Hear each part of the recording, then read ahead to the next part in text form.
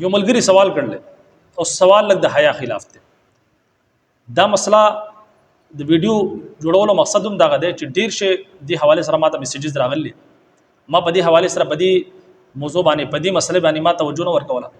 لیکن په دې حواله سره د زنانو طرف نه او د نارینو طرف نه میسیجز راغلي. نو ما په ځین کې دا خبر راغله چې دا مسله شته ډیره اهم او ګمبیر مسله د زمونږ په معاشره کې چې دې حواله سره خلک چې کوم دي هغه زده کړه غواړي، معلومات کول غواړي چې آیا په شریعت کې د دې عمل اجازت شته، آیا په شریعت کې دا عمل جائز دی یا ناجائز دی، حرام دی یا حلال دی. مسله دا ده ملګری دا سوال کړل چې زه کله خپل د کور والا سام بستری کوم کورواله کوم نو زما ټایمینګ کم دی، یعنی زما انزال ضرور شي او بیا زما چې کوم کور والا دا هغه داغه انزال بیا رسو کیږي. نو مسلې تاسو دا کړل چې زنوم به خپل ذکر داخل کما او داغه نه بعد ذکر راو باسم بیا چې کوم دی د غوتی بذریعہ باندې خزي چې کوم شهوت ته هغه ز لکه شهوت چې کوم دی هغه بڑکاوم. نو بیا چې کوم دی په اخر کې چې کله هغه د انزال قریب شي داغه ټیم د انزال تقریب شي نو بیا چې کوم دی خپل ذکر داخل کم، آیا دا عمل کول څنګه دی؟ غوته داخله ول داغه بذریعہ باندې خپل د خزي شهوت چې کوم دی هغه بڑکاول د دې په شریعت کې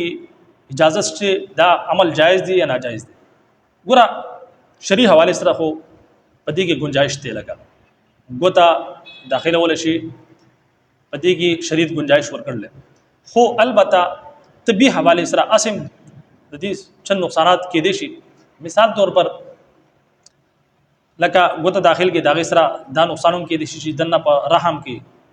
بچی دانه ته چوي په هغه کې زخم جوړ شي او داغه د زخم نه بعد چې کوم دی بیا ظاهر خبره ده حمل نه ټهراويږي، بچي بیا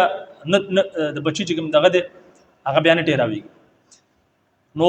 دا نقصان کې دي شي طبي حواله سره. دویم نقصان دا کې دي شي چې کله زنانه د دې عمل عادت شي، یعنی د دې غوتی عادت شي،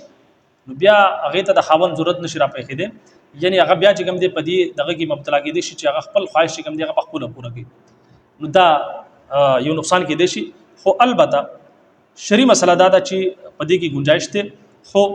زه به تاسو دا خبرو کوم چې د زنانه خاص آزادي چې داغي د باول سره د هغه له حرکت ورکول سره د هغه چې کوم خواهش ته هغه بڑکاوي. نو کوشش دا وکړي چې مخکې لومبه تاسو ذکر ما داخله وي داغه نه مخکې چې کوم مخصوص آزادي داغه په ذریعہ باندې چې کوم دی خپل زنانه چې کوم دی هغه ته شهوت راوستل پکار دي، او داغه نه بعد چې هغه شهوت راشي نو د هغه نه بعد چې کوم دی بیا ذکر داخل کې داغه نه بعد چې کوم دی بیا تاسو هم بسریو کې نو داغه نه مخکې چې کوم دی څنګه تاسو به داغه خپل زنانه چې کوم شهوت ته غبا تاسو راوستي دا مخصوص اعضاء په ذریعہ باندې چې مخصوص آزادي داغه په ذریعہ باندې به داغو چې کوم شهوت ته داغو انزال چې کوم دی غبا قریب شوی نو بیا چې کوم دی تاسو ذکر داخل کې نو په دغه ټیم کې بس تاسو انزال وشي د زنانه انزال به یوځي وشي. نو په دې طریقه باندې تاسو د دې عمل لسان بچکول شي، نه دی ګوتی د عمل لسان بچکول هم شي. بهرحال چونکه دا یو شری مسله ده، تاسو کړل مرګري او ډیر شه مرګرو دی حواله سره سوال کړل. نو دا غیر علاوه چې څومره ملګری دي هغه ته د دې مسلې علم نه، نو هغه ته هم د حواله سره علم شوی چې دې کې گنجائش ته. خو بهرحال داغه چې کوم متبادل طریقې د هم تاسو ته بیان کړه. نو امید کوم چې دا مسله بس تاسو په سمجھ کې راغلی. اجازه راکې. السلام علیکم ورحمت الله وبرکاته.